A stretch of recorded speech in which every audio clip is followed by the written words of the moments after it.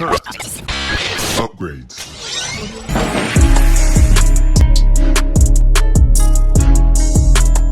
Welcome back, ladies and gentlemen, to another JVS movie review brought to you from the Toronto Film Festival. This film here was just recently picked up by Netflix. Still doesn't have a release date, but this one is called Woman of the Hour. And here's a quick synopsis. In 1978, serial killer Rodney Alcala appeared on a dating game and won a date with bachelorette Carol Bradshaw. At the time, Alcala had murdered 5 women, and his strange facade during the episode later nicknamed him the dating game killer. And this one is starring and amazingly is directed by Miss Anna Kendrick, and it also stars Daniel Zovatto, who plays Rodney in the film. First thoughts about this one is, one, I'm amazed that watching this film that this wasn't done by someone who isn't making their directorial debut. So it kind of threw me off when you read that Anna Kendrick is actually not only directing this film, but this is her directorial debut. This is a really good example of how you do true life crime stories in film. During the course of the film, we get to see Mr. Alcala's terrible crimes, and we actually open up the film with one of them taking place. And then at the same time, she amazingly manages to parallel his horrible acts with Cheryl Bradshaw's career. Cheryl Bradshaw getting to the point of her even having to be on the dating game. So we see those two parallels coincide with one another. We get to see Cheryl Bradshaw's life being lived and everything that she's going to before taking on this role of coming on the dating game. But at the same time, we get to see everything that Rodney is going through mentally and his multitude of victims. The way they played it up in this film is really, really good before we get to the big scene of the dating game, because he's named the dating game killer for a reason. But before we even get to those aspects of it, I think Anna Kendrick does an amazing job of framing the exact person that Rodney is. And that's highly important to the film here, because just to have him be a bargain basement serial killer, I think would have taken away from the story of the film. But here, at times, it feels like you should have sympathy for some of the actions that he takes. It's clear as day that he is a psychopath, but the way she frames him in this is not necessarily for full sympathy of understanding his crimes as much as just understanding the person behind the crime. And I think that is a skill here that normally directors who are making their debut don't have here. Along with Anna starring in this film and having to play Cheryl Bradshaw, and of this unsuspecting woman who became bigger than life and not the way that she wanted to. As we see Cheryl as she comes to LA to get her career started, we see her struggling to attempt to even get roles here. We see her interacting with her neighbors before this opportunity coming up on the dating game happens.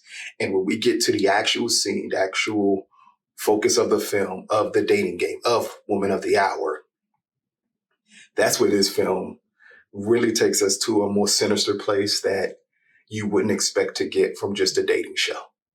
As we see the interaction between Cheryl and the other contestants and Rodney on the show, or just her interaction with the host on the show, and how, in a way, sexist he was towards women, and how during the show she became more self-assured as the episode went along of how she wanted to approach even asking these men questions. And in the mode of asking those questions, then we get to see more elements of the real Rodney come out during her questions. It's a great parallel to the actual story, because if you just been in the dark here, like Dateline did a huge story of him, of Rodney, of this killer, and the way that people talked about him, who were watching the episode and thought, wow, it is something really, really wrong with him. We see that displayed by the way she's asking questions and about the way he attempts to turn on his charm to trick everybody.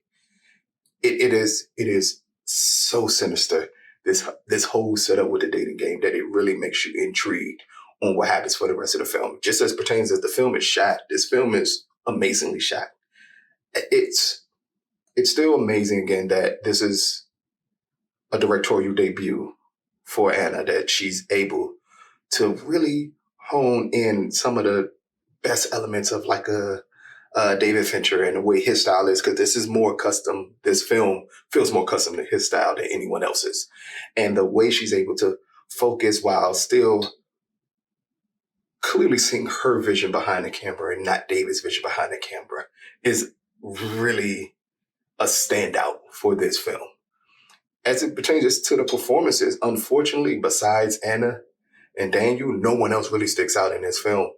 Granted, it is elongated scenes with him and his last victim before he is captured that you kind of like, if that was a little deeper, if that was a little more, at those moments by the third act, we do get to see just how fragile Rodney is.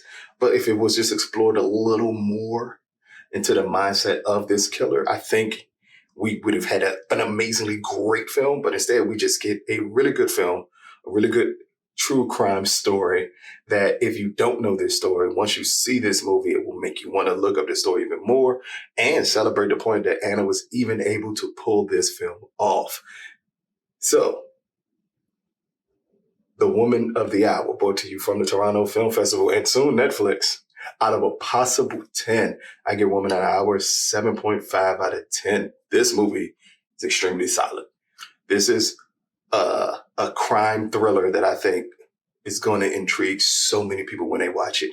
And I think you'll also be blown away when more people find out that Anne actually directed this film. That is amazingly shocking that she actually directed this film to me, because even as an actress, I wouldn't necessarily say she would have been the choice to star in this film before seeing this movie. But when you see it, the earnestness that she plays Cheryl with, it's really powerful for this film.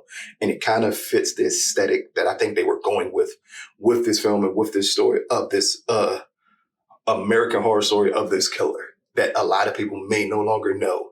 Even granted down to them talking about the amount of victims that he had and it's how prolific of a serial killer he was.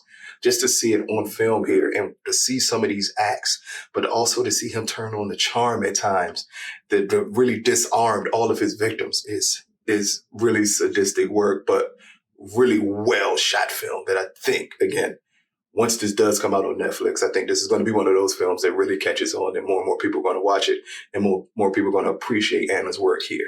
But when it drops, let us know what you think. This has been another JVS movie review from the Toronto Film Festival. Peace, people.